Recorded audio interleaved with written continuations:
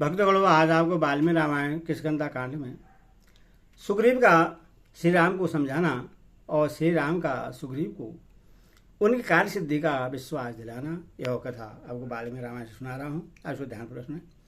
श्री राम ने शोक से पीड़ित होकर जब ऐसी बातें कही, तब वानरराज सुग्रीव की आंखों में आंसू भर आए और वे हाथ जोड़कर अश्रु गदगद कंठ से इस प्रकार बोले, प्रभु, नीच कुल में उत्पन्न हुई उस पापात्मा राक्षस का गुप्त निवास स्थान कहाँ है?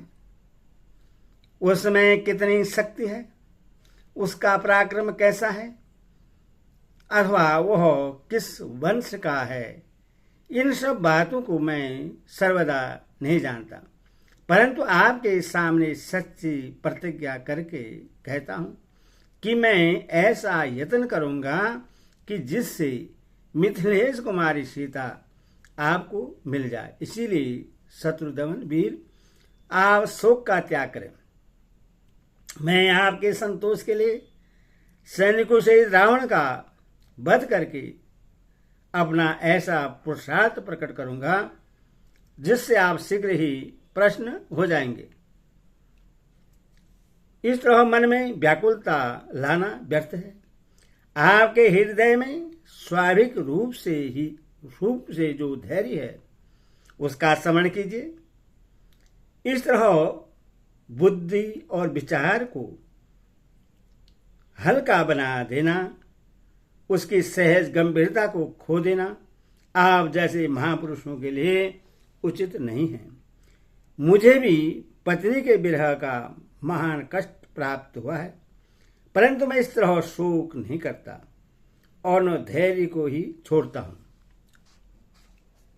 यदि मैं एक साधारण बानर हूं तथापि अपनी पत्नी के लिए निरंतर शोक नहीं करता हूं, फिर आप जैसे महात्मा, सुशिक्षित और धैर्यवान महापुरुष शोक न करें, इसके लिए तो कहना ही क्या है। आपको चाहिए कि धैर्य धारण करके इन गिरते हुए आंसू को रोकें। सात्विक पुरुषों की मर्यादा और धैर्य का परित्याग न करें। आत्मजनों के वियोग आदि से होने वाले शोक में, आर्थिक संकट में अथवा प्रांतकारी भय उपस्थित होने पर जो अपनी बुद्धि से दुख निवारण के उपाय का विचार करते हुए धैर्य धारण करता है, वह कष्ट नहीं भोगता है। जो मूढ़ मानव सदा घबराहट में ही पड़ा रहता है, वह पानी में भार से दबी हुई नौका के समान शोक में विवश होकर डूब जाता है। मैं हाथ जोड़ता हूं, प्रेम पूर्वक अनुरोध करता हूं कि आप प्रश्न हो और पुरुषार्थ का आश्रय ले शोक को अपने ऊपर प्रभाव डालने का अवसर न दे। जो शोक का अनुसरण करते हैं उन्हें सुख नहीं मिलता और उनका तेज भी क्षीण हो जाता है। अथवा आप शोक न करें। राजेंद्र, शोक से आक्रांत हुए मनुष्य के जीवन में उसकी प्राणों की रक्षा में भी संयम उपस्थित हो जाता है। इसीलिए आप शोक को त्याग दें और केवल धैर्य का आश्रय लें। मैं मित्रता के नाते हित की सलाह देता हूं, आपको उपदेश नहीं दे रहा हूं। आप मेरी मैत्री का आदर करते हुए कदापि शोक न करें। सुग्रीव ने जब मधुर वाणी में ईश्वर का संतावना दी, तब श्री रघुनाथ जी ने आंसू से भीगे हुए अपने मुख को वस्त्र के छोर से पोंछ लिया। सुग्रीव के वचन से शोक का परित्याग करके स्वस्थ चित्त हो ककुस्त कुलभूषण भगवान श्री राम ने मित्रवर सुग्रीव को हृदय से लगा लिया और इस प्रकार कहा, सुग्रीव, एक स्नेही और हितैषी मित्र को जो कुछ करना चाहिए वही तुमने किया है। तुम्हारा कार्य सर्वदा उचित और तुम्हारे योग्य है। सखे, तुम्हारे आश्वासन से मेरी सारी चिंता जाती रही। अब मैं पूर्ण स्वस्थ हूँ।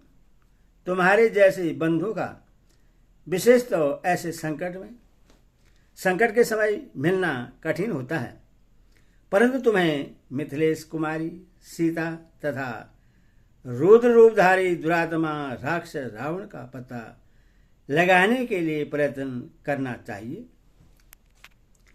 साथ ही मुझे भी इस समय तुम्हारे लिए जो कुछ करना आवश्यक हो उससे बिना किसी संकोच के बताओ।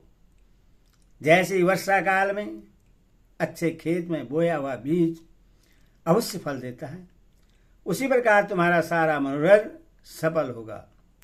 वानरश्रेष्ठ, मैंने जो अभिमान पूर्वक यह बाली के वध आदि करने की बात कही है, इससे तुम ठीक ही समझो।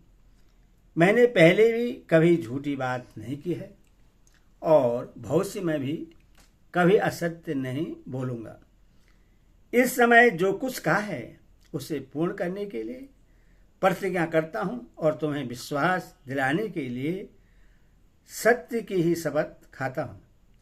श्री रघुनाथ जी की बात, विशेष तो उनकी प्रतिज्ञा सुनकर अपने वानर मंत्रियों से सुग्रीव को बड़ी प्रसन्नता हुई। इस प्रकार एकांत में एक दूसरे के निकट बैठे हुए वे दोनों नर और वानर श्री राम और सुग्रीव ने परस्पर सुख और दुख की बातें कही जो एक दूसरे के लिए अनुरूप थी। राजाधिराज महाराज श्री रघुनाथ जी की बात सुनकर वानर वीरों के प्रधान विद्वान सुग्रीव ने उस समय मन ही मन अपने कार्य को सिद्ध हुआ ही माना। इस प्रकार श्री बालनिमित्त आश्रय रावण आदि काव्य के किष्किंधा कांड में 7वां सर्ग पूरा हुआ। बोले सियावर रामचंद्र की जय।